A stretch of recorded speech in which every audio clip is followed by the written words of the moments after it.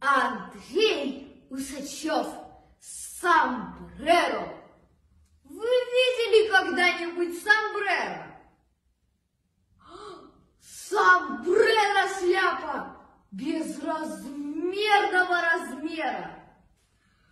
Под этой шляпой в жаркий день 100 человек влезают в тень. Такое я купил себе сомбреро. Пускай дождливо на дворе и серо, но если вы наденете сомбреро, скачи на лошади вперед, пусть гром гремит и дождь идет, и лошадь не промокнет под сомбреро. Зачем вам жалкий дом миллионера? Купите настоящее сомбреро. Сомбреро снял, и дом готов. Он защитит от холодов не хуже, чем кирпич или фанера.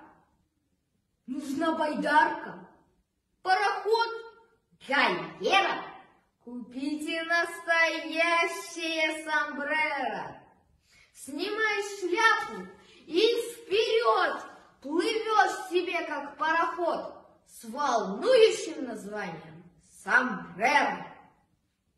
Однажды на прогулке среди сквера я 3 прохожих сшиб своим сомбреро.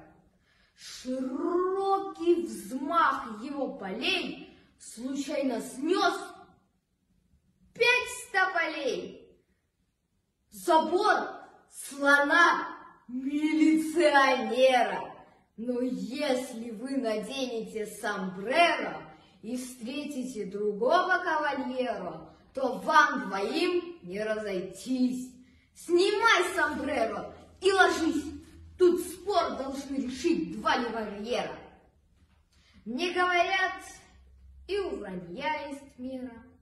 Но если вы наденете сомбреро, под этой шляпой от стыда яйцо укроешь без труда. Вот это настоящее сомбреро.